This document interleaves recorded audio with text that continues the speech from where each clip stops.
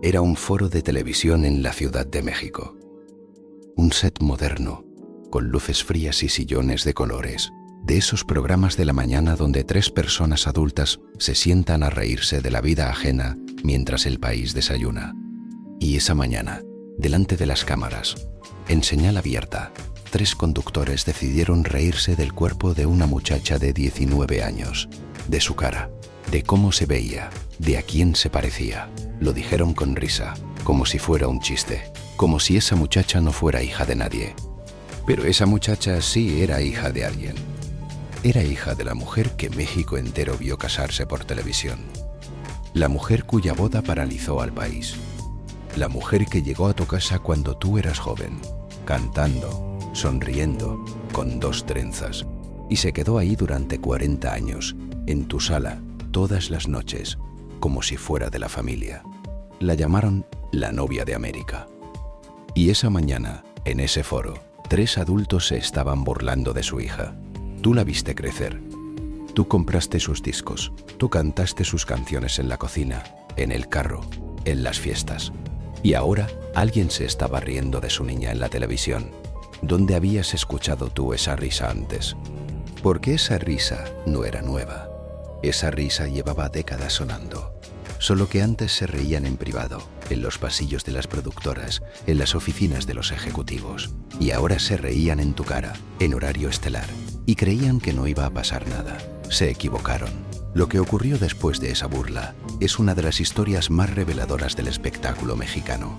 Porque para entender por qué esa mañana dolió tanto, por qué Lucero salió con las garras de fuera, por qué Manuel Mijares rompió un silencio de años, tienes que volver mucho más atrás. Tienes que volver a una niña de 10 años parada frente a una cámara de Televisa. Una niña que creyó que estaba cumpliendo un sueño.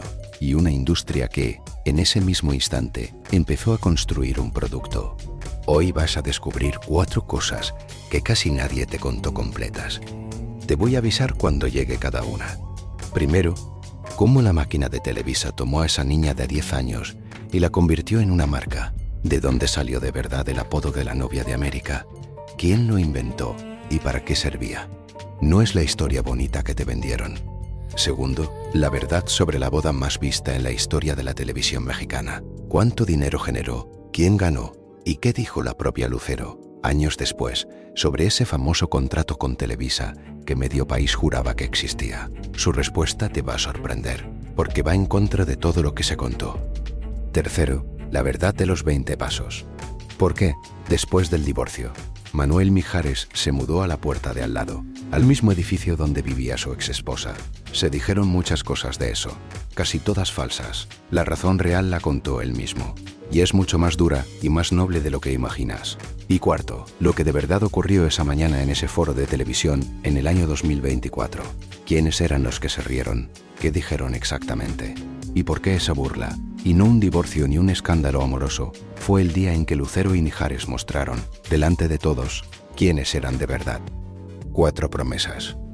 Te las voy a cumplir una por una. Pero para entender cómo fue posible todo esto, necesitas conocer el mundo que construyó a esta familia. Porque esta historia no empieza en un foro de televisión en 2024.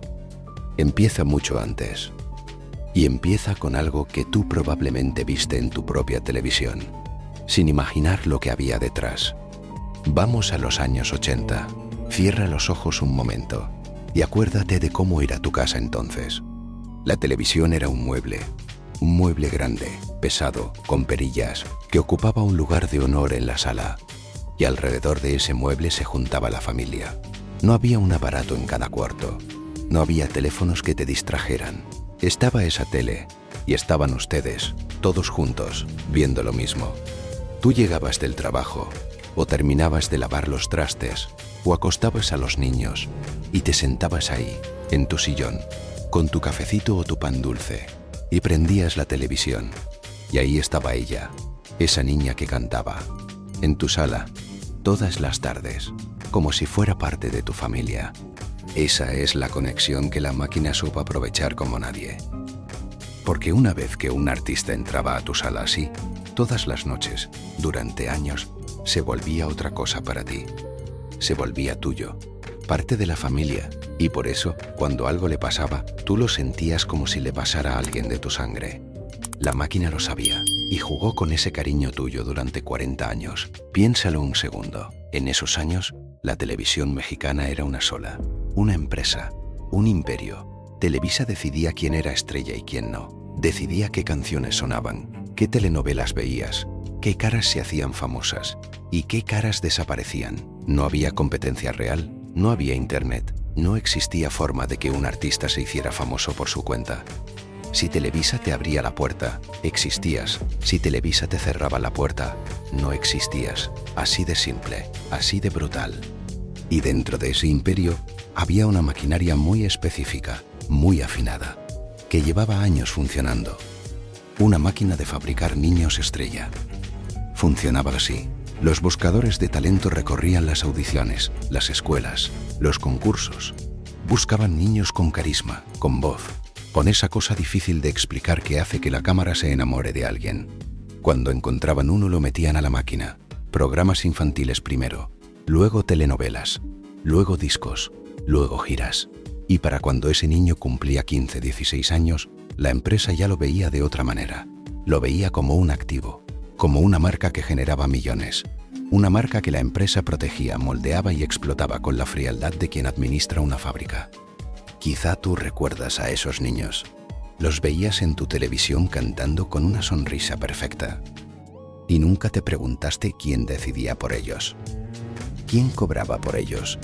¿Qué pasaba cuando se apagaban las luces del foro y ese niño se iba a dormir sabiendo que al día siguiente tenía que volver a sonreír, aunque no quisiera? En el año 1980 entró a esa máquina una niña de 10 años. Se llamaba Lucero Ogaza León.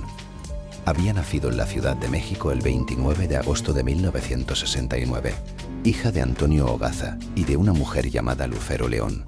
Una niña normal, de una familia normal, con un sueño que no tenía nada de normal. Quería cantar, quería estar en la televisión. Y aquí hay algo importante, algo que la propia Lucero ha repetido durante toda su vida y que conviene decir claro desde el principio, para ser justos con esta historia. Su madre no la empujó, su madre no la vendió. Al contrario, la misma Lucero lo contó con estas palabras en una entrevista años después. Dijo que su mamá al principio se negó, que no sabía cómo hacerlo, que no tenía palancas ni contactos en el medio.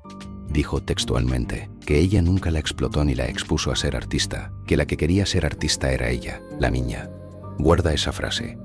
La vas a necesitar para entender el final de esta historia. Fue la niña la que insistió, y la madre, como tantas madres, cedió el sueño de su hija.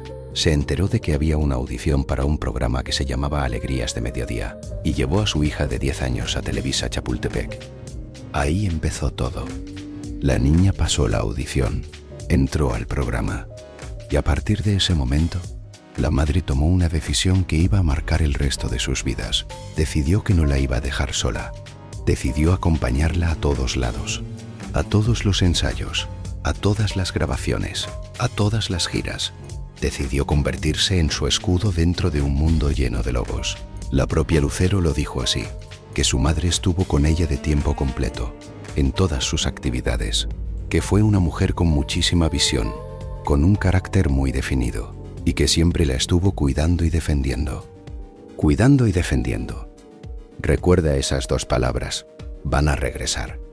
Y cuando regresen, van a significar algo mucho más grande. Porque esa madre que se metió a la máquina de Televisa para proteger a su niña de 10 años estaba, sin saberlo, escribiendo el manual que su hija iba a usar 40 años después.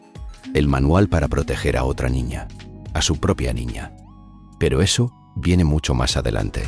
De momento, la máquina hizo lo que sabía hacer. Tomó a esa pequeña de 10 años y la puso a trabajar. Primero el programa de variedades, luego Chiquilladas, donde la niña hacía imitaciones, personajes, sketches. La gente empezó a conocerla, empezó a quererla. Esa carita con 2 trenzas se metió en las salas de las casas mexicanas y ya no se salió nunca. Y la máquina, viendo lo bien que funcionaba, la puso a hacer algo más. La convirtió en la anfitriona de unos concursos de canto para niños. Se llamaban Juguemos a cantar y América, esta es tu canción. Piénsalo con calma, porque es escalofriante. Usaban a una niña que ya era producto, para atraer a más niños que soñaban con ser como ella. La estrella infantil presentando el desfile de las siguientes estrellas infantiles. La máquina alimentándose a sí misma, generación tras generación, usando el sueño de unos niños para reclutar a los que venían detrás. Y todo con música, con aplausos, con globos de colores, para que se viera bonito. En 1982, con apenas 13 años, grabó su primer disco. Se llamaba Te Prometo. Y ese mismo año llegó el papel que la cambió todo. La protagonista de una telenovela infantil llamada Chispita. ¿Tú te acuerdas de Chispita? Claro que te acuerdas. Era la historia de una niña huérfana, buscando a su familia, con esa cara de ángel y esa voz que se te quedaba pegada. La telenovela fue un fenómeno. Se tradujo a varios idiomas. Se vio en toda Latinoamérica y en parte de Estados Unidos. La niña de las dos trenzas se convirtió, de la noche a la mañana, en la niña más famosa del país. Y aquí está el detalle que casi nadie se detiene a pensar. Esa niña tenía 13 años. 13, la edad en la que otras niñas estaban en la secundaria, peleándose por un lugar en la fila del recreo, preocupadas por un examen de matemáticas. Ella ya cargaba con el peso de una telenovela que veían millones de personas. Ya tenía una agenda de adulta. Ya tenía un disco en la calle. Ya era, para la empresa que la manejaba, un negocio. Piensa en una niña de 13 años que conozcas, tu nieta, la hija de una vecina. Una niña de 13 ahora imagina que esa niña carga sobre sus hombros una empresa entera, que millones de personas dependen de que ella sonría, que si ella tiene un mal día, alguien pierde dinero. Eso fue lo que le pusieron encima a esa niña, y tú la aplaudías desde tu sala, sin saberlo. No lo digo para culparte. Nadie sabía. Esa era precisamente la magia de la máquina. Todo se veía hermoso desde afuera. La niña sonreía, cantaba, bailaba, y el país entero la adoraba. Nadie veía el engranaje. Nadie quería verlo. Vinieron las películas. En 1983 y 84, Coqueta y delincuente, al lado de otro niño estrella de la máquina, Pedro Fernández. En 1985, una película que se volvió leyenda, Fiebre de amor, junto a un jovencito que también estaba siendo devorado por la misma industria, un muchacho llamado Luis Miguel. Dos niños producto, juntos en la pantalla, sonriendo, mientras adultos poderosos contaban el dinero que ellos generaban. Y aquí quiero que te detengas conmigo un momento, porque este detalle casi nadie lo cuenta. Esos niños producto de la máquina pagaban un precio que tú nunca viste. Mientras tú los admirabas desde tu sala, ellos vivían una infancia que de infancia tenía muy poco. Se perdieron la escuela normal, los amigos del barrio, los juegos en la calle hasta que oscureciera. En vez de eso, tenían tutores en los foros, ensayos de baile, clases de canto, grabaciones que se alargaban hasta la madrugada. Aprendían a maquillarse antes que a leer bien. Aprendían a sonreír a la cámara antes que a defenderse de los adultos. Y algunos de esos niños no aguantaron. Es la verdad, aunque las revistas nunca la contaron. La misma máquina que fabricaba estrellas dejaba, a su paso, una fila de niños rotos. Algunos cayeron en las adicciones antes de llegar a los 20. Algunos crecieron sin saber quiénes eran fuera del personaje que les habían inventado. Algunos, simplemente, desaparecieron de la pantalla un día y nadie volvió a preguntar por ellos. La máquina ya tenía a la siguiente cara lista para reemplazarlos. Lucero fue de las que sobrevivió. Y sobrevivió por una razón muy concreta, que tiene nombre y apellido y a la que vamos a llegar. Pero no te confundas. Que haya sobrevivido no quiere decir que le haya salido gratis. Ese peso, esa infancia entregada al negocio, esa etiqueta que le pusieron encima, todo eso deja una marca. Una marca que ella cargó en silencio durante décadas, con una sonrisa impecable, porque así la habían entrenado. Y en algún momento de esos años, en el rodaje de una película llamada Escápate conmigo, la niña que ya no era tan niña conoció a un hombre. Un cantante, serio, educado, con una voz de barítono que llenaba los teatros. 11 años mayor que ella. Se llamaba Manuel Mijares. No pasó nada entre ellos en ese momento. Ella era demasiado joven. Él lo sabía. Guarda ese encuentro, porque de ahí, años después, Iba a nacer la boda más vista en la historia de este país. 2 hijos, un divorcio que rompió corazones y la mañana en un foro de televisión con la que empezó esta historia. Pero antes de la boda, antes del amor, antes de todo eso, la máquina tenía que terminar de fabricar su producto estrella. Tenía que ponerle un nombre que sonara a promesa, a pureza, a sueño latinoamericano. Un nombre que la iba a acompañar el resto de su vida y que la iba a encadenar de una manera que ni ella ni tú se imaginaban. Ese nombre lo inventó un hombre, en una oficina, con un objetivo comercial muy claro. Y esa es la primera cosa que te prometí. Aquí viene lo primero que te prometí. ¿De dónde salió de verdad el apodo de la novia de América? Y te vas a llevar una sorpresa, porque la historia empieza de una manera tierna, casi graciosa. Fue la propia Lucero quien la contó, muchos años después, en un programa de radio. Resulta que en esas primeras giras por Centroamérica y Sudamérica, la niña ya no viajaba sola. Viajaba con su mamá. Y su mamá, esa señora seria, con carácter, que la cuidaba de todo, empezó a llamar la atención de la gente del medio. Porque una madre que acompaña a su hija a todos lados, que revisa todo, que no deja acercarse a nadie, se convierte en una figura conocida. Y en aquellos años, entre bromas, los promotores y la gente del ambiente empezaron a decirle a la señora una cosa. Le decían suegra, le decían, riéndose, hola suegrita, ¿cómo está la suegra? Pásele suegrita. ¿Por qué suegra? Porque en su cabeza esa niña era la novia de todos, la novia de cada muchacho que la veía en la televisión y soñaba con ella. Y si Lucero era la novia de todos, pues su mamá era la suegra de todos. Se reían, la mamá se reía. Era un juego, un cariño, hasta que un día, ya de regreso en México, un promotor de la disquera dijo una frase en voz alta. Dijo, ¿qué onda con Lucero? Lucero es la novia de América. Y ahí quedó, ahí se quedó pegado, para siempre. La novia de América. Suena bonito, ¿verdad? Suena a cariño. Y en parte lo era. A Lucero le gustó, ella misma lo ha dicho. Le gustaba que la llamaran así. Pero fíjate bien en quién dijo esa frase. No la dijo un fan, no la dijo un periodista enamorado. La dijo un promotor de la disquera, un hombre de negocios, un hombre cuyo trabajo era vender discos.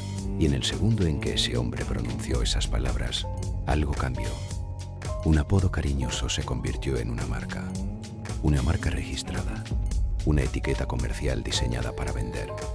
Y las etiquetas comerciales tienen una característica: hay que mantenerlas, cueste lo que cueste. Piensa en lo que significa ser la novia de todo un continente. Una novia tiene que ser perfecta. Una novia no envejece. Una novia no engorda. Una novia no tiene un mal día. Una novia no se enoja, no llora en público, no se equivoca. La novia de América tenía que ser, para siempre, esa imagen impecable. Y eso, para una mujer de carne y hueso, es una cadena de oro, preciosa por fuera, pero cadena al fin. Esa etiqueta la acompañó durante décadas. La consolidó del todo a principios de los años 90, con un disco que rompió récords. Solo pienso en ti, con canciones que tú te sabes de memoria. Electricidad, ya no. Vendió millones de discos. Se calcula que a lo largo de su carrera vendió más de 20 millones de copias en el mundo. Entró en las listas de Billboard en Estados Unidos. Se convirtió en una de las artistas en español con más ventas de la historia. Y aquí es donde tienes que entender cómo funcionaba la máquina de verdad. Porque aquello iba mucho más allá de la fama. Era un sistema económico completo, con sus dueños y sus reglas. En aquella época, un artista en México no era dueño de sí mismo. Firmaba contratos de exclusividad. Eso quería decir que no podía trabajar en ningún otro lado, ni en otra televisora, ni con otra disquera, sin permiso. La empresa decidía qué proyectos hacía, qué canciones grababa, qué imagen proyectaba, con quién se dejaba ver y con quién no. Un ejecutivo, en una oficina, con un café en la mano, podía decidir el rumbo de toda tu carrera en una reunión de media hora. Y tú no estabas en esa reunión. Imagínatelo como la tienda de raya de las haciendas antiguas, pero con brillos y reflectores. El artista generaba fortunas de verdad. Pero vivía dentro de un sistema donde otros administraban esas fortunas, otros ponían las reglas y otros se quedaban con una tajada que el artista muchas veces ni siquiera veía completa. Quizá tú conoces a alguien que trabajó toda su vida para una empresa, que dio sus mejores años, su salud, sus fines de semana, y que al final se dio cuenta de que la empresa ganó millones con su esfuerzo, mientras a él le tocaban las migajas. Quizá esa persona eres tú, quizá fue tu esposo, tu hermano, tu padre. Ahora imagina eso mismo, pero con millones de personas mirándote, con tu cara en todas las revistas, con un apodo que te obliga a sonreír, aunque por dentro estés vacía. Eso era ser la novia de América. Y había otro precio, uno que no se paga en dinero. El precio de tener que ser perfecta todo el tiempo. Una novia de América no se puede permitir un mal día. No se puede permitir engordar, ni salir despeinada, ni verse cansada, ni tener arrugas cuando pasen los años. La etiqueta te obliga a mantener una imagen que ningún ser humano real puede sostener. Y esa presión, esa vigilancia permanente sobre tu cuerpo y tu cara, es una carga que las mujeres conocen demasiado bien. Pregúntate una cosa: ¿quién decidió que Lucero tenía que verse siempre impecable? ¿Quién decidió que su valor dependía de mantener esa imagen de muñeca perfecta? ¿Y por qué, 40 años después, esas mismas reglas crueles sobre el físico de una mujer iban a caer, con toda su fuerza, sobre su hija?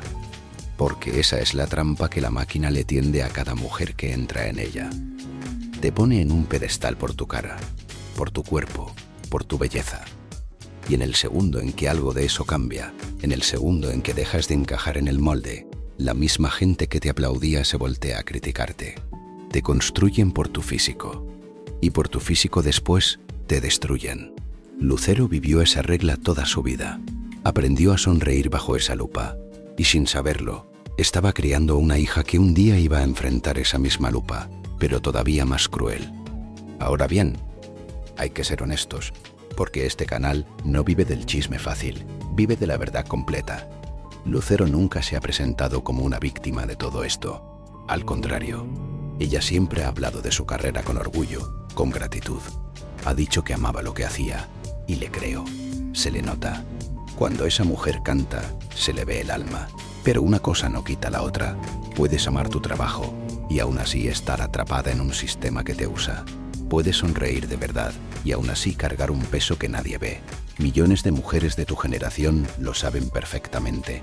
Amaron a su familia con toda el alma y aún así se pasaron la vida sirviendo a otros, borrándose a sí mismas, sin que nadie les preguntara nunca cómo estaban ellas.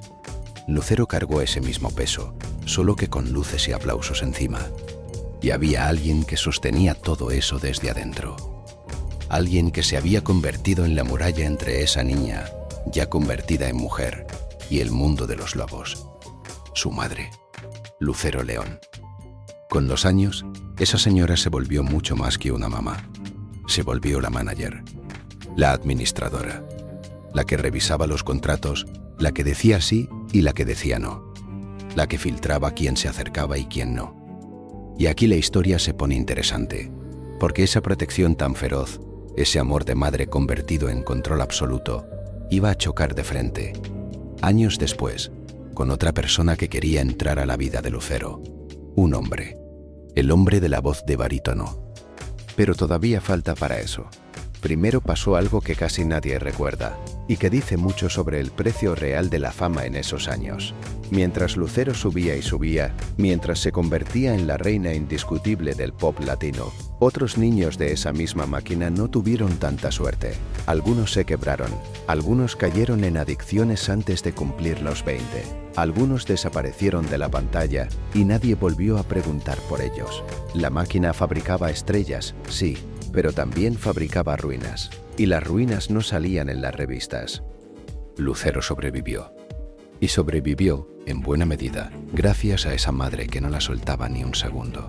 Esa madre que muchos criticaban por controladora, por dura, por metiche. Esa madre que se había ganado entre risas el apodo de la suegra de América. Pero el hombre de la voz de barítono no le veía la gracia.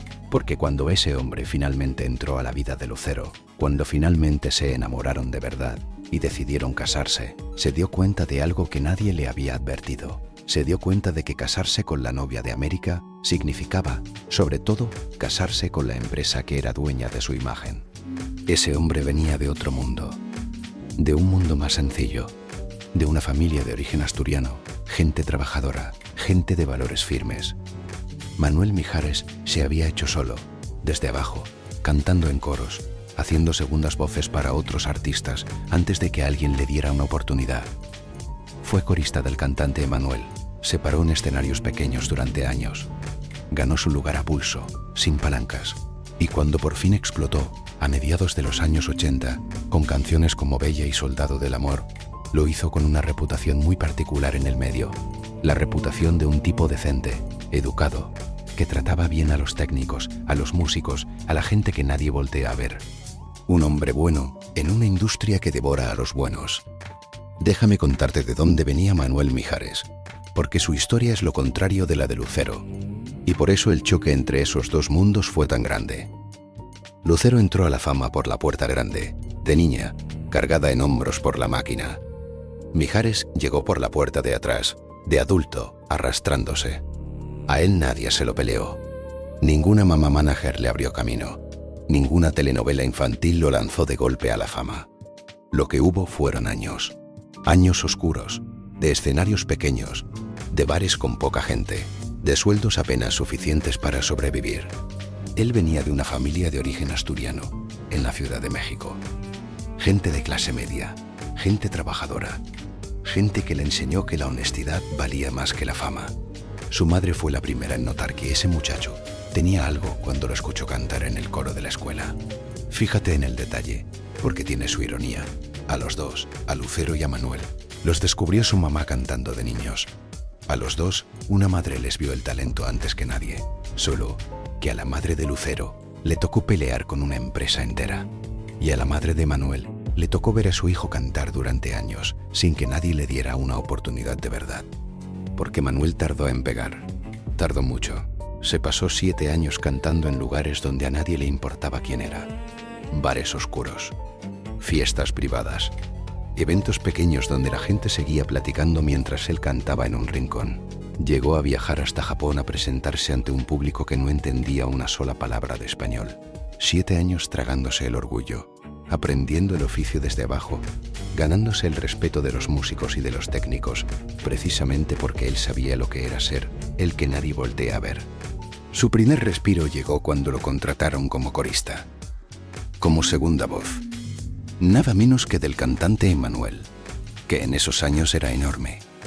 Ahí, parado atrás, en la segunda línea del escenario, mientras otro se llevaba los aplausos, Manuel Mijares hizo su verdadera escuela. Aprendió cómo funcionaba el negocio desde adentro. Aprendió a moverse entre productores sin venderse. Y esperó su turno con una paciencia que a muchos les habría parecido locura. Su turno llegó en 1986. Firmó con una compañía disquera. Empezó a grabar sus propias canciones. Y de repente esa voz de barítono que había cantado en la sombra durante 7 años explotó por toda América Latina. Canciones que tú te sabes, Bella, Para amarnos más. Y sobre todo, la que se volvió su bandera, la que lo bautizó para siempre, Soldado del Amor. Soldado del Amor. Guarda ese apodo, porque al final de esta historia vas a entender que Manuel Mijares fue, de verdad, un soldado. Un soldado que peleó las batallas que importaban y que aprendió a perder las que no valían la pena, con tal de proteger lo único sagrado. Fíjate en el contraste, porque es el corazón de todo lo que viene. Ella creció siendo la joya de un imperio. Él creció siendo dueño de su hambre. Ella aprendió que la vida era una agenda que otros le armaban. Él aprendió que la vida era un escenario que había que ganarse palmo a palmo. Y cuando esos dos mundos se juntaron en un altar, algo tenía que ceder. Y adivina quién cedió siempre: el hombre bueno. El que prefería callar antes que armar un pleito. Y ese hombre bueno estaba a punto de meterse, sin saberlo del todo, en la maquinaria más poderosa del entretenimiento latinoamericano. Se iba a casar con su estrella más valiosa. Se iba a convertir, de la noche a la mañana, en la mitad de la pareja más rentable de la televisión mexicana. Lo que Manuel Mijares no sabía, lo que no podía saber, es que al firmar en ese altar, iba a firmar mucho más que un acta de matrimonio. Iba a entregar, sin darse cuenta, las llaves de su vida privada. Y la boda con la que eso empezó fue tan grande, tan histórica, tan cargada de dinero y de audiencia, que todavía hoy, casi 30 años después, sigue entre los programas más vistos en la historia de la televisión mexicana. De esa boda y de la verdad sobre el contrato que todos juraban que existía, hablamos ahora mismo. Es la segunda cosa que te prometí. Y lo que la propia Lucero dijo sobre eso va a cambiar lo que tú creías saber. Era el 18 de enero de 1997. Tú te acuerdas de ese día. Aunque no lo creas, te acuerdas. Porque ese día México entero se detuvo frente a la televisión. Ese día, en muchas casas, se juntó la familia, se prendió el aparato. Y todos vieron lo mismo, al mismo tiempo, de un extremo del país al otro. Lucero se casaba. La ceremonia fue en el Colegio de las Vizcaínas, en el centro histórico de la Ciudad de México. La parte religiosa, en la iglesia de San Ignacio de Loyola. 700 invitados, un vestido de diseñador con una cola larguísima, una tiara sobre la cabeza, como si fuera una reina de verdad. Y afuera, en el país, millones de personas pegadas a la pantalla, llorando de emoción como si se casara alguien de su propia familia. Porque de eso se trataba. Para ti, para tu mamá, para tus vecinas, Lucero era de la familia. La habías visto crecer. La habías visto pasar de niña con trenzas a mujer hecha y derecha. Y ahora la veías vestida de blanco, del brazo de ese cantante guapo de la voz grave. Y sentías algo en el pecho. Sentías que algo bueno todavía era posible en este mundo. Acuérdate de ese día en tu propia casa. Muchas mujeres se juntaron para verlo, como quien ve una premier de cine. Se hicieron de comer algo rico. Se sentaron frente a la tele con la mamá, con las hijas, con las comadres. Y cuando Lucero apareció con ese vestido, con esa cola interminable, con esa cara de felicidad, más de una soltó el llanto ahí mismo, en la sala, porque estaban viendo casarse a la niña que habían visto crecer, a Chispita, a la de las dos trenzas, ya hecha una mujer, del brazo de un hombre guapo, cumpliendo el sueño con el que tantas soñaron. Fue, para toda una generación de mujeres, uno de esos momentos que se te quedan pegados a la memoria para siempre. Y ahí está la genialidad terrible de la máquina. Convirtió el día más privado de dos personas en un momento colectivo, en un recuerdo compartido por millones. Te metió en su intimidad y a cambio se quedó con un negocio. La transmisión la condujo Silvia Pinal.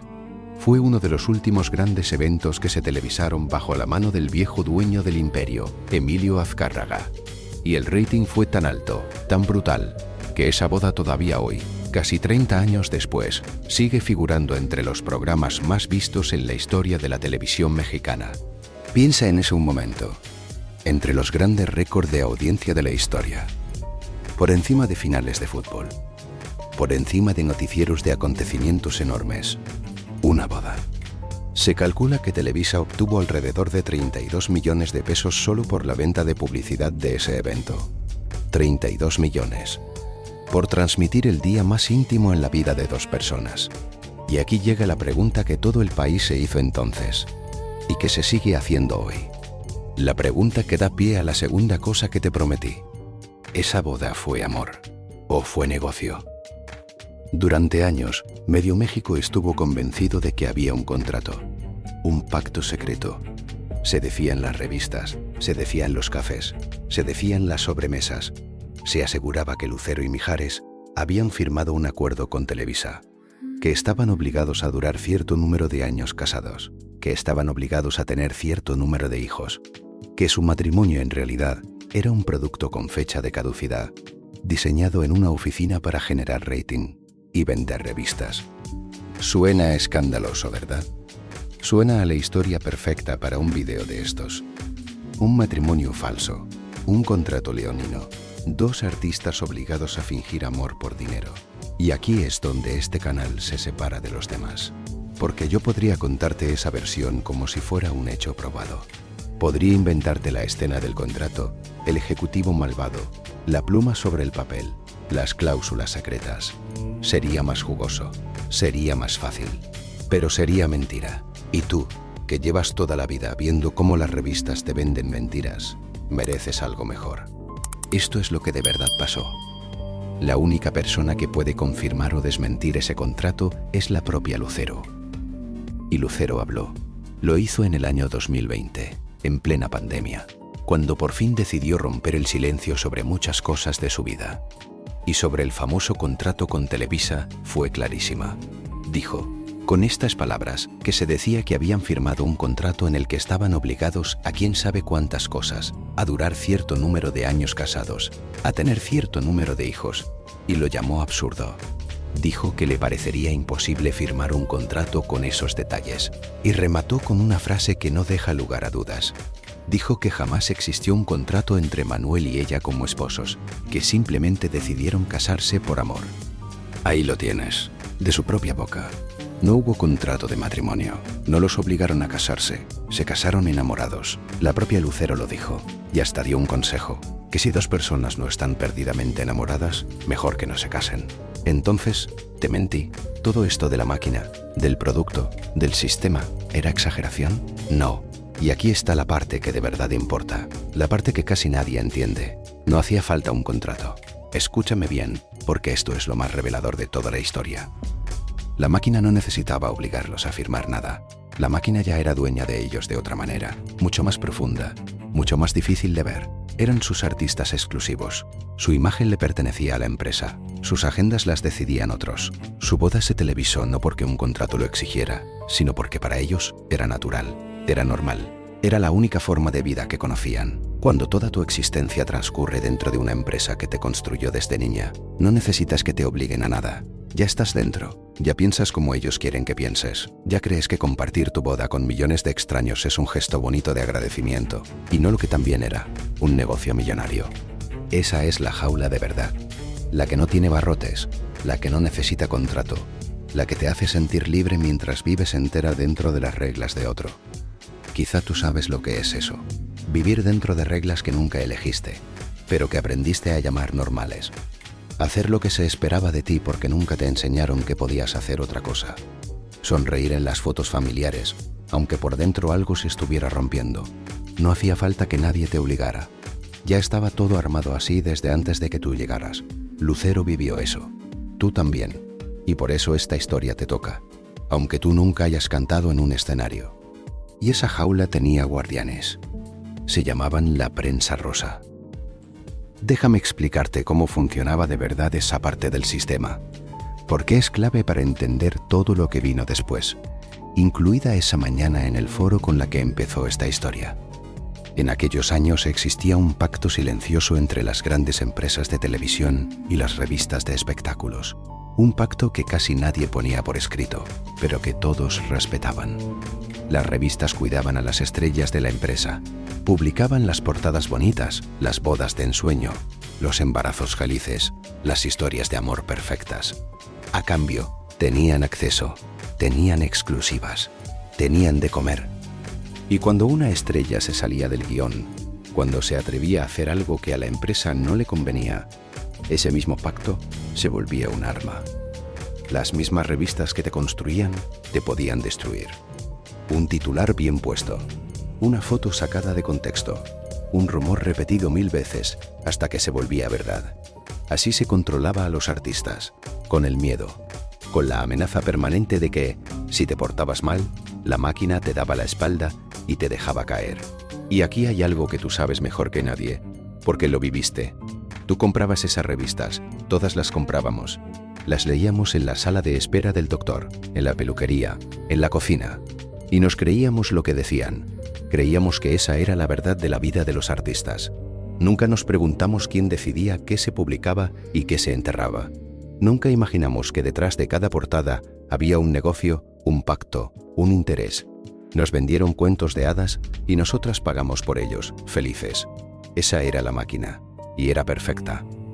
Ese sistema, ese pacto entre la televisión y la prensa, es el villano verdadero de esta historia. Un villano sin rostro. Un villano que no tiene cara humana, porque es un modo de hacer las cosas, un modo de tratar a los seres humanos como productos. Recuérdalo bien, porque ese villano no murió con los años 80 ni con los 90, solo se transformó. Y al final de esta historia lo vas a ver reaparecer, con otra cara, en un foro de televisión, riéndose de una muchacha de 19 años.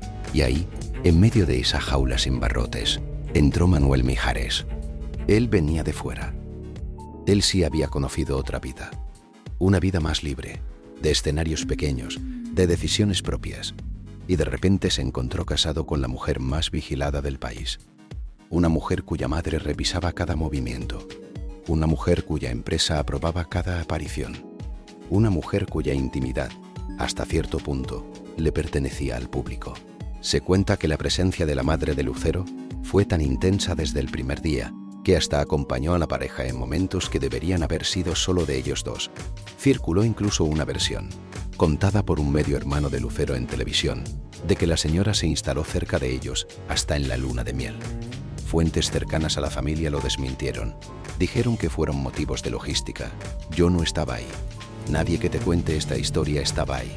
Así que te lo doy como lo que es. Una versión. Un rumor que circuló y que la familia negó. Pero hay algo que sí está documentado. Algo que no es rumor. Y es que el papel de Lucero León como administradora total de la vida de su hija nunca se detuvo. Ni con la fama, ni con el matrimonio, ni siquiera cuando apareció un esposo en la escena. Y hubo algo más. Algo que le cayó a Mijares como una piedra en el orgullo. Cerca del año 2006, cuando el matrimonio ya llevaba casi una década, empezaron a circular en el medio unas versiones muy feas. Se decía, en corrillos y en revistas, que en esa casa la que generaba el dinero era ella, que Lucero era la que sostenía todo, que Mijares, al lado de semejante estrella, se había vuelto una figura secundaria, la sombra de su esposa.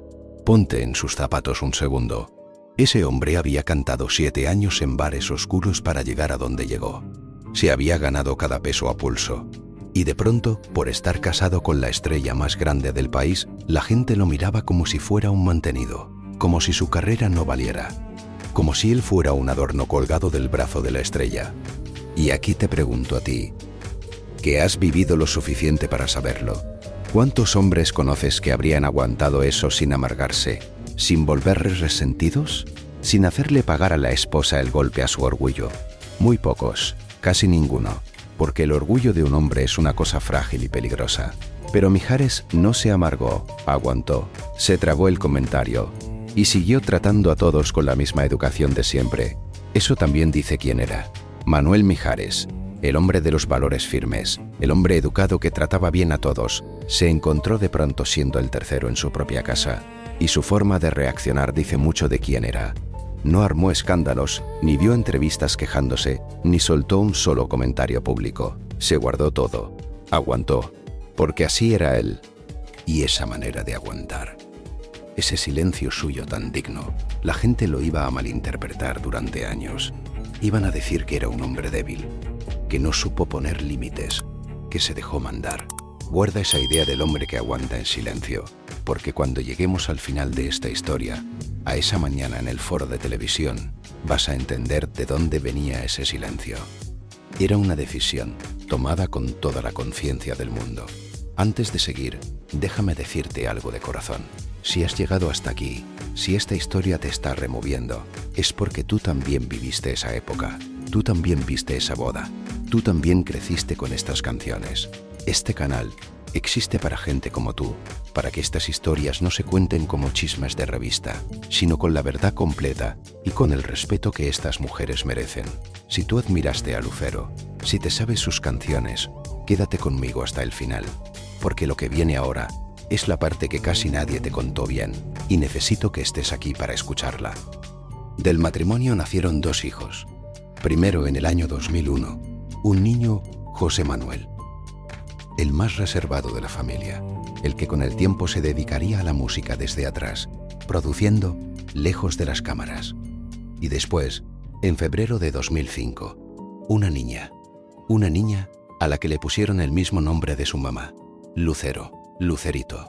Recuerda ese nombre, recuerda a esa niña, porque toda esta historia, todo lo que te he contado, la máquina, el apodo, la boda, la jaula sin barrotes, todo desemboca en ella, en lo que le hicieron a ella una mañana, en un foro de televisión, delante del país entero. Pero para llegar ahí, primero tengo que contarte cómo se rompió este matrimonio de cuento. cómo la pareja más querida de México terminó separándose. ¿Y por qué Manuel Mijares tomó, después del divorcio, la decisión más extraña, más comentada y más malentendida de toda su vida? La decisión que lo hizo mudarse a solo 20 pasos de la mujer de la que se estaba divorciando. Esa es la tercera cosa que te prometí. Y la verdad detrás de esos 20 pasos no tiene nada que ver con lo que dijeron las revistas. Era el 4 de marzo de 2011. 14 años después de aquella boda que paralizó al país, llegó un comunicado. No una conferencia de prensa. No una entrevista llorada en un programa. Un texto frío, medido, publicado en redes sociales. Y con ese texto, la pareja más querida de la televisión mexicana le anunció al mundo que se separaba. Las palabras estaban cuidadas al milímetro. Hablaban del final de una historia que el público había visto nacer. Pedían que lo entendieran como ellos lo entendían, como el final de una historia y el principio de una amistad que iba a durar toda la vida. Y pedían una cosa más. Pedían respeto. Aclaraban que no iban a dar entrevistas ni a hacer comentarios sobre el tema. Y cumplieron. Durante años no dijeron nada. Pero tú no necesitabas que dijeran nada. Tú lo sentiste. Cuando te enteraste de que Lucero y Mijares se separaban, algo se te apretó en el pecho, ¿verdad? Porque si ellos, que parecían perfectos, que parecían el amor hecho realidad, no habían podido, entonces ¿qué esperanza quedaba? Muchas mujeres de tu generación lo sintieron así. Ese divorcio dolió como duele el divorcio de alguien de la familia. Las revistas, claro, se lanzaron como buitres. Empezaron las versiones. Que si había una tercera persona, que si él le fue infiel, que si ella lo dejó por otro, que si en realidad se odiaban desde hacía años y todo era una farsa. Cada revista inventó su propia telenovela. ¿Y ellos dos qué hicieron? Nada. Se callaron, aguantaron, no salieron a defenderse, no dieron entrevistas, no confirmaron ni desmintieron cada mentira. Y ese silencio, que era un acto de dignidad, la prensa lo castigó todavía más, porque a la máquina no le sirve el silencio. La máquina necesita declaraciones, escándalos, lágrimas en cámara, acusaciones. Cuando dos personas se niegan a dar el espectáculo del divorcio, la máquina se enoja y llena el vacío con lo que sea. Inventa el villano que le falta. Le inventaron a Mijares el papel del hombre traicionado. Le inventaron a Lucero el papel de la mujer fría. Los enfrentaron en titulares. Los pusieron a pelear en portadas donde ninguno de los dos había dicho una sola palabra. Durante años, tú leíste versiones de ese divorcio que salían enteras de la imaginación de un editor que necesitaba vender ejemplares. ¿Te das cuenta de lo cruel que es eso? Dos personas tratando de separarse con respeto, pensando en sus hijos, cuidando cada palabra para no hacer más daño. ¿Y sabes qué es lo más triste? Que la verdad era mucho menos escandalosa y mucho más humana que cualquiera de esas mentiras. Años después, en 2020, Manuel Mijares por fin habló. Lo hizo en una entrevista larga, tranquila, con Jordi Rosado, y contó lo que de verdad había pasado. No hubo una traición espectacular, no hubo un villano. Hubo algo mucho más común, mucho más doloroso justamente por lo común que es. Dos personas que se fueron perdiendo la una a la otra sin darse cuenta. Él lo explicó así. Dijo que ella viajaba mucho y él también. Que estaban acostumbrados a que estaba uno o estaba el otro, pero casi nunca los dos. Que ella hacía giras. Hacía telenovelas que tardaban muchísimos capítulos en grabar, que la vida se les fue llenando de trabajo, de aviones, de hoteles, de agendas que nunca coincidían, y que en algún momento, sin un grito, sin un pleito, sin una escena, se dieron cuenta de que dormían en cuartos separados. Él lo dijo con una imagen que se quedó grabada. Dijo que decidieron, como en el Palacio de Buckingham, vivir en el ala A y el ala B. ¿Te das cuenta de lo que estoy diciendo? La máquina otra vez. La misma máquina que los construyó, que los casó en vivo, que los convirtió en producto, fue la que los separó. Las agendas brutales que la empresa les imponía, los meses fuera de casa, el trabajo sin descanso, la vida entera al servicio del rating. Eso fue desgastando, poquito a poco, día tras día, el amor de dos personas que sí se habían casado enamoradas. Nadie los obligó a divorciarse, pero el sistema que los usó tampoco les dejó nunca el tiempo para cuidarse. Y ahí, en medio de ese divorcio, Manuel Mijares tomó la decisión que le prometí contarte. La tercera cosa. Los 20 pasos. Aquí viene lo tercero que te prometí. Y necesito que te sientes bien, porque esto, si tienes hijos, te va a llegar directo al corazón. Quizá tú sabes lo que es sacrificarte por un hijo. Guardarte tu propio dolor para que ellos no lo sintieran. Poner tu felicidad hasta el final de la fila. Después de la de ellos, siempre después. Quizá tú te quedaste en un lugar donde ya no querías estar, solo para que tus niños tuvieran estabilidad. Si sabes lo que es eso, entonces vas a entender lo que hizo este hombre. Porque lo que hizo, Mijares, es lo que hacen las madres y los padres que aman de verdad. Cuando se estaban separando, Mijares tenía que buscar dónde vivir. Y en lugar de irse lejos, en lugar de empezar una vida nueva en otro lado, en otra colonia, con otra puerta y otra dirección, hizo algo que nadie esperaba. Le preguntó a Lucero si no le molestaba que se cambiara al edificio de junto, al mismo condominio, a un departamento pegado al de ella. Él mismo contó la respuesta de ella. Lucero le dijo que no le molestaba. Le dijo, textual, que no es que no le importara, sino que se lo imploraba, que por favor lo hiciera. ¿Por qué? Por los niños. José Manuel y Lucerito eran pequeños, y sus papás no querían que sintieran el divorcio como una ruptura brutal, como un mundo que se parte en dos, como un papá que desaparece de un día para otro. Querían que los niños pudieran ir de una casa a la otra cruzando el pasillo, subiendo un elevador, sin cámaras, sin fotógrafos en la calle, sin sentir que su familia entera se había partido en dos. Mijares lo explicó con una claridad que parte el alma. Dijo que como los niños nunca vieron un grito, ni un sombrerazo, y como veían que tenían la facilidad de cruzar de elevador a elevador, realmente no sintieron un rompimiento agresivo. Ellos, como adultos, se dijeron, podían vivir el luto de su matrimonio, podían soportar el dolor, pero los niños no tenían por qué pagar ese precio. Por eso los 20 pasos. Por eso ese hombre se pasó años viviendo a 20 pasos de la mujer de la que se había divorciado. No porque estuviera obsesionado con ella, como dijeron las revistas. No porque quisiera reconquistarla, como inventaron. Lo hizo por sus hijos, para poder darles los buenos días todas las mañanas, para estar ahí, cerca, presente, aunque el matrimonio ya no existiera. Eso, mi gente, es amor del bueno, del que no sale en las canciones, del que no se presume, del que se demuestra renunciando a tu propia comodidad para que tus hijos estén bien. Y mientras las revistas se burlaban de él, llamándolo el hombre que no pudo soltar a su ex, él estaba haciendo algo que pocos hombres hacen. Estaba poniendo a sus hijos por encima de su orgullo. Imagínate cómo se veía eso en el día a día. Los niños desayunando con mamá y a media tarde cruzando el pasillo para cenar con papá. Un cumpleaños donde los dos estaban presentes, sin tensión, sin caras largas. Una Navidad donde el papá subía en el elevador con los regalos y nadie tenía que fingir nada. Los niños nunca vivieron esa cosa horrible que viven tantos hijos de padres divorciados. La maleta del fin de semana, el papá que se vuelve un visitante, el mundo partido en dos casas lejanas con dos vidas que no se hablan. Para José Manuel y Lucerito, sus papás seguían siendo un equipo. Vivían a 20 pasos, y esos 20 pasos lo cambiaban todo. ¿Cuántos padres divorciados que tú conoces habrían hecho eso? ¿Cuántos habrían tragado su orgullo? ¿Habrían resistido las burlas de la prensa? ¿Habrían renunciado a empezar una vida nueva lejos y libre, solo para que sus hijos no sintieran el golpe? Es rarísimo. Es de una nobleza que casi no se ve. Y Manuel Mijares lo hizo sin presumirlo, sin cobrárselo a nadie, en silencio, como hacía todo lo importante. La vida siguió. Lucero con el tiempo rehizo su vida sentimental. Desde 2012 ha estado con un empresario llamado Michel Curie, en una relación discreta, lejos del escándalo. Mijares también siguió su camino.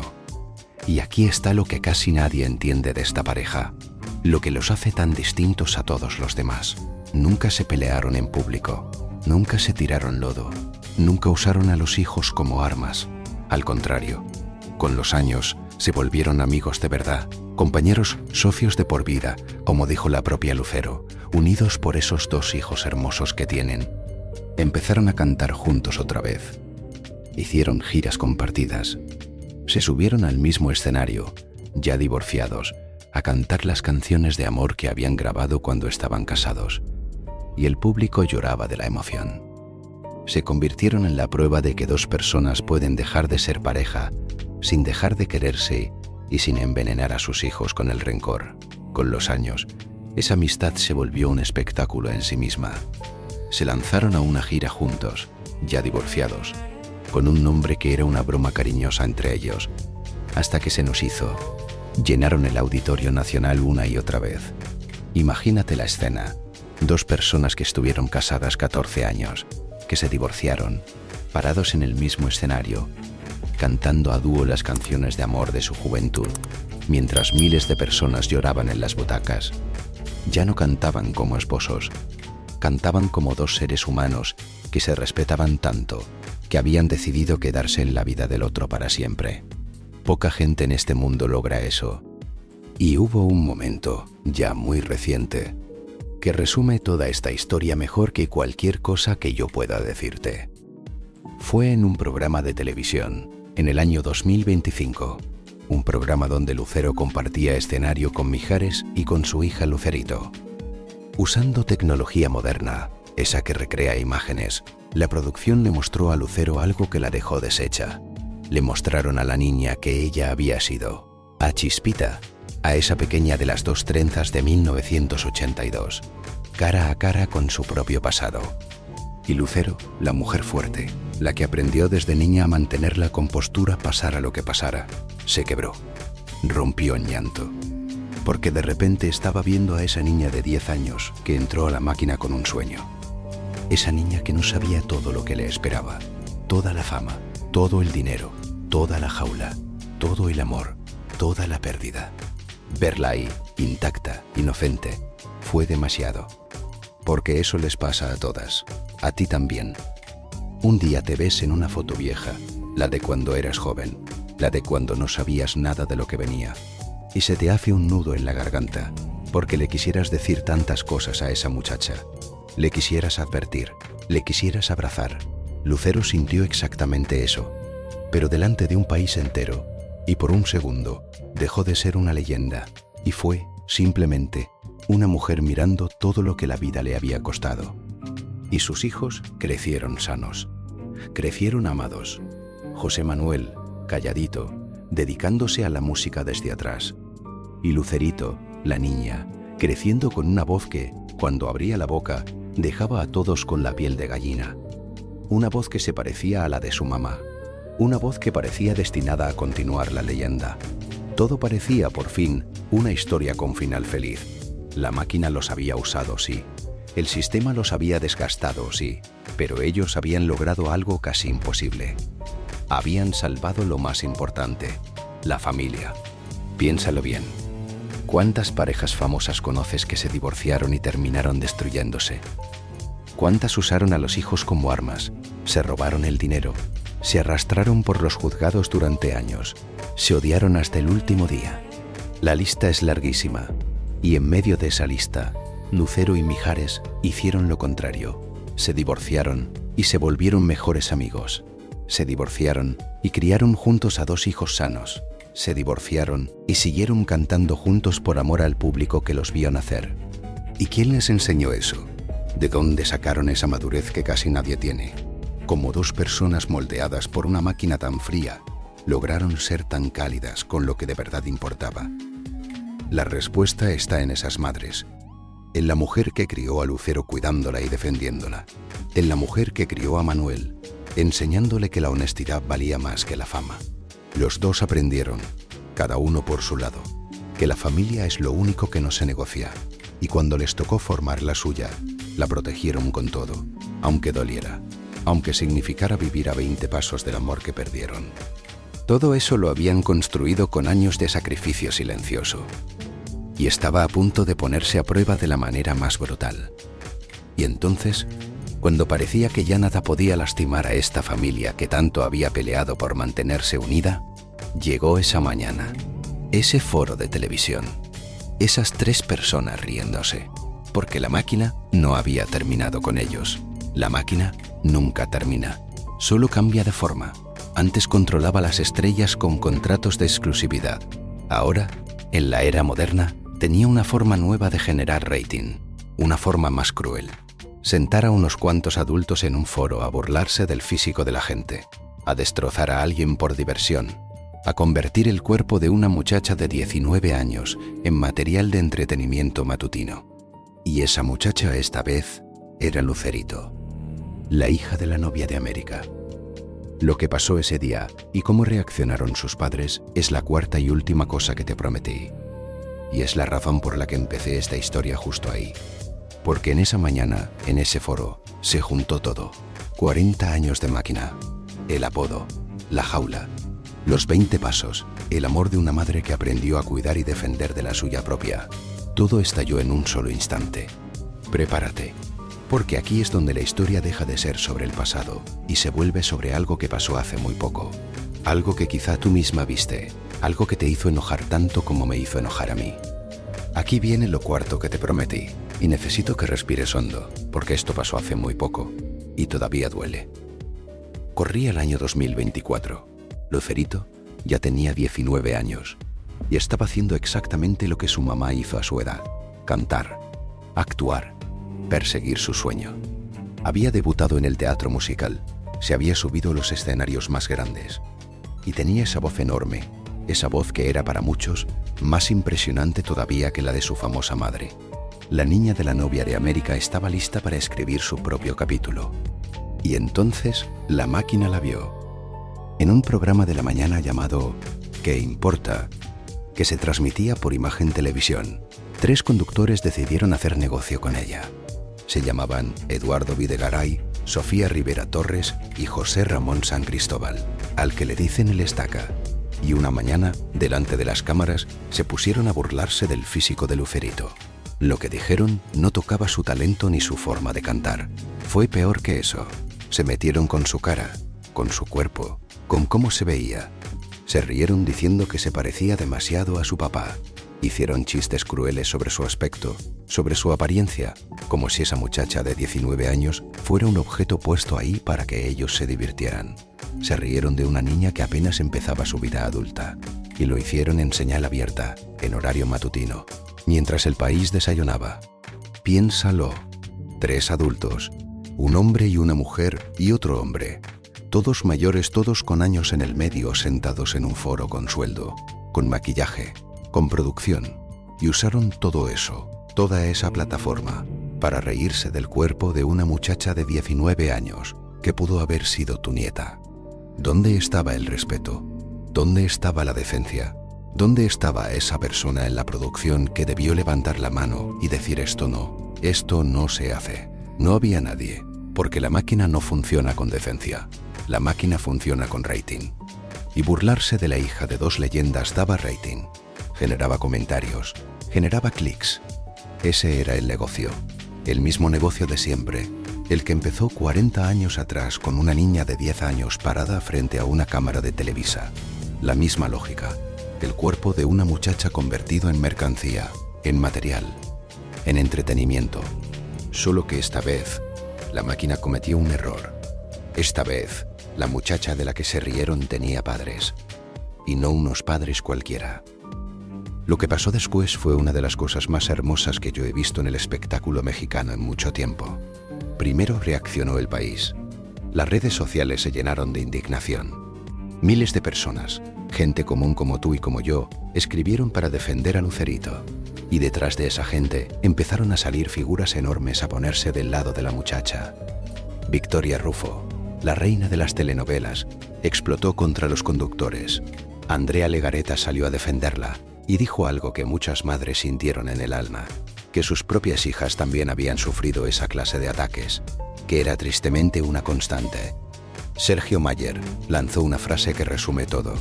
Dijo que los hijos son intocables. Los hijos son intocables. Los hijos son intocables. Y algo hermoso pasó en ese momento, algo que dice que el país cambió, porque hace 30 años una burla así habría pasado sin consecuencias. La gente se habría reído, habría comprado la revista y ahí habría quedado. Nadie habría defendido a la muchacha. Así funcionaba antes. Así de sola se quedaba una mujer atacada en público. Pero esta vez no.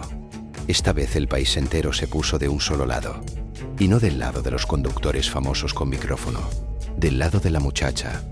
Miles y miles de personas, madres, abuelas, mujeres que habían sido lastimadas por su físico alguna vez en su vida, se volcaron a defender a una joven que ni conocían, porque en esa muchacha se vieron a sí mismas.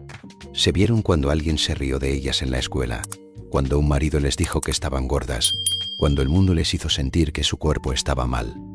Porque eso lo hemos vivido todas. Todas, sin excepción.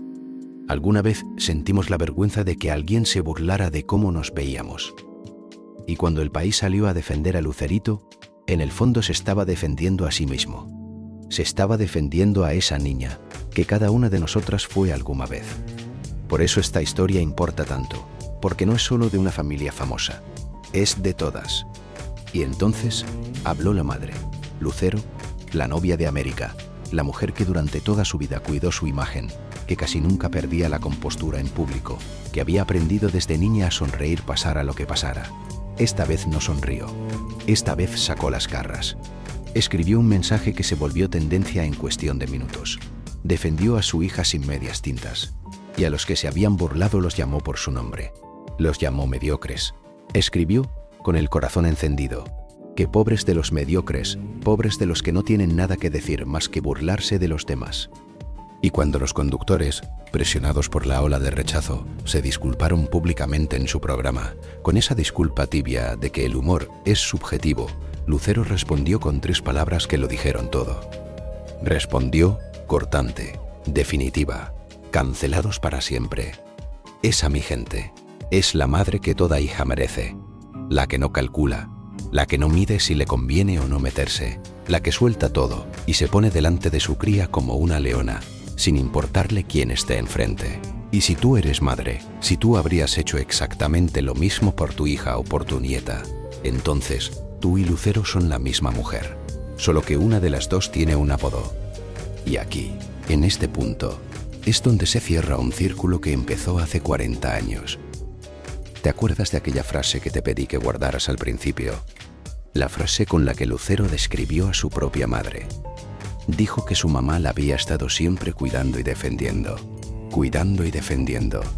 Esa niña de 10 años tuvo una madre que se metió a la máquina de Televisa entera, que aguantó que le dijeran suegra, que soportó las críticas de controladora, todo con tal de proteger a su hija de los lobos. Y esa niña creció. Y tuvo su propia hija. Y cuando los lobos vinieron por su niña, hizo exactamente lo mismo que su madre le enseñó. Cuidar, defender. Lucero se convirtió en su propia madre. El escudo pasó de una generación a la otra. La leona parió otra leona. Eso es lo que la máquina nunca va a entender. La máquina cree que puede seguir haciendo lo mismo para siempre. Tomar a una niña, convertirla en producto, exprimirla. Y cuando ya no da rating, tomar a su hija y reírse de ella. Cree que las mujeres de estas familias van a seguir sonriendo y aguantando, como aguantaron durante décadas. Pero algo cambió. Esta generación de madres ya no aguanta callada, y detrás de ellas hay millones de mujeres, mujeres como tú, que ya no están dispuestas a ver cómo destruyen a una muchacha por diversión. ¿Y el padre? ¿Dónde estaba Manuel Mijares en todo esto? Al principio, callado, como siempre. El hombre que aguanta en silencio.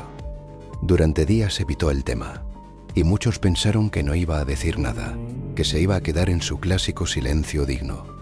Pero se equivocaron, porque hay silencios que se rompen, y hay padres a los que puedes provocar mucho, menos tocarles a sus hijos. Cuando finalmente habló, no gritó, no insultó, hizo algo más poderoso. Habló como padre y habló como hombre. Reconoció, con una honestidad que desarma, que como padre reacciona si te duele. Que le dolió. Ese hombre de valores firmes, ese barítono elegante, admitió delante de todos que le habían hecho daño a través de su hija. Y luego se quitó el sombrero de papá y habló como ser humano. Dijo que no creía que fuera correcto hablar de discriminación hacia nadie, hacia quien sea, y menos en estos tiempos. Y cerró hablando de su niña con un amor que se sentía en cada palabra. Dijo que tenían la dicha de convivir con ella, de abrazarla, que era una niña adorable, una niña que había perseguido su sueño. Y fíjate en el detalle, porque es enorme.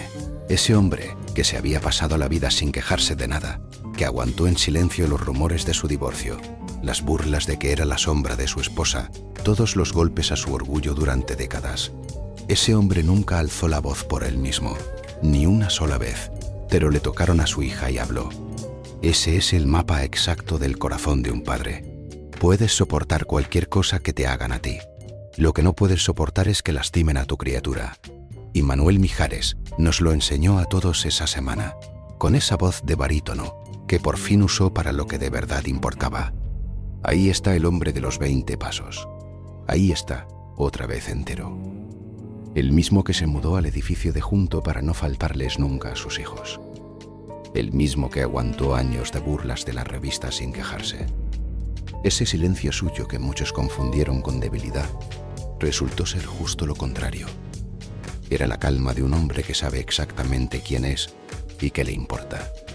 Y lo único capaz de romperlo era que tocaran a su sangre.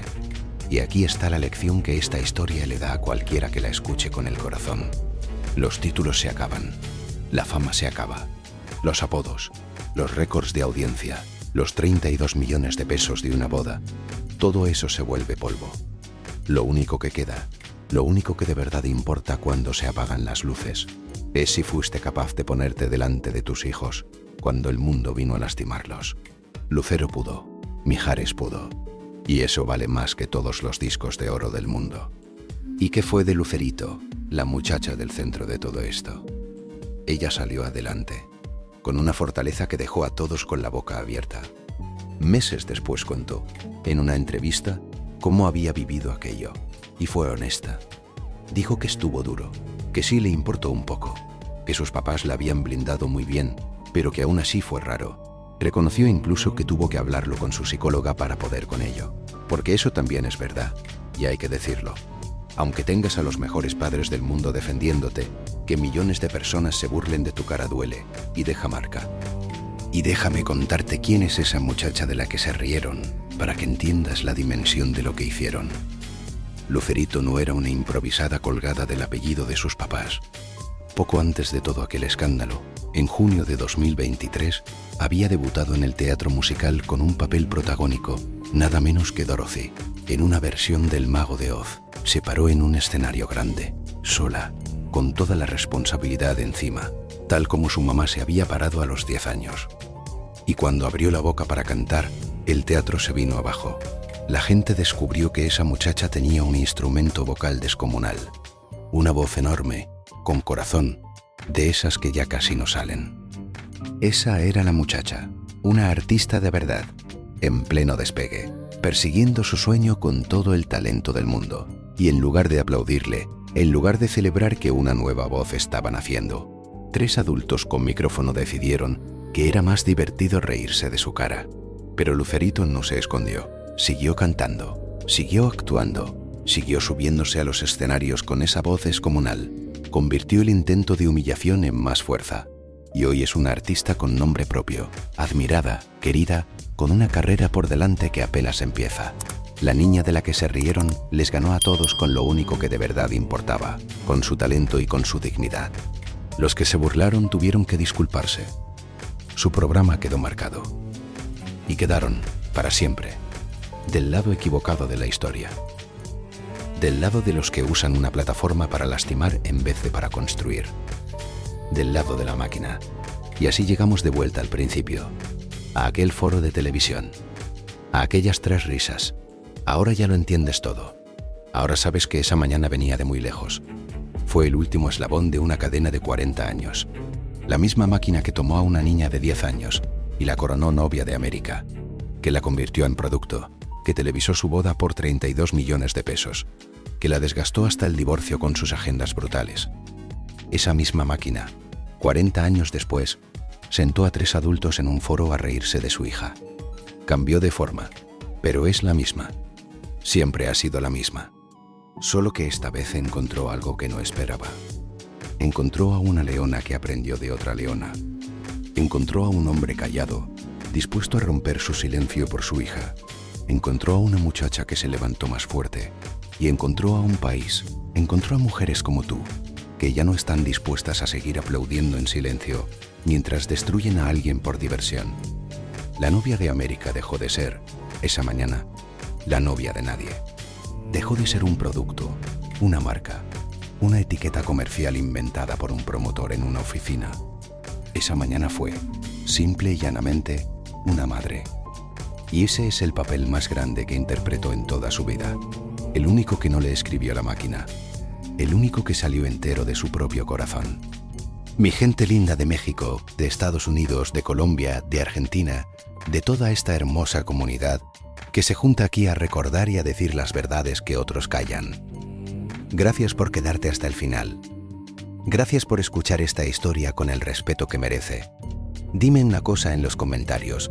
Cuéntame, ¿cuál fue el primer recuerdo que tú tienes de Lucero? ¿En qué telenovela la viste por primera vez? ¿Qué canción de ella te marcó la vida? ¿Cuál sonaba en un momento importante para ti? Escríbelo, porque leo cada uno de tus comentarios y porque tus recuerdos son parte de esta historia también. Y si esta historia te removió, si te dieron ganas de entender cómo esta misma máquina de la televisión ha hecho lo mismo con otras mujeres, tienes que ver la historia de otra de sus creaciones. La mujer a la que convirtieron en un personaje, la que la industria vistió, moldeó y vendió como un producto perfecto para llegar hasta lo más alto del poder. La historia de la que llamaron la gaviota. La tienes aquí en el canal, esperándote, y te va a dejar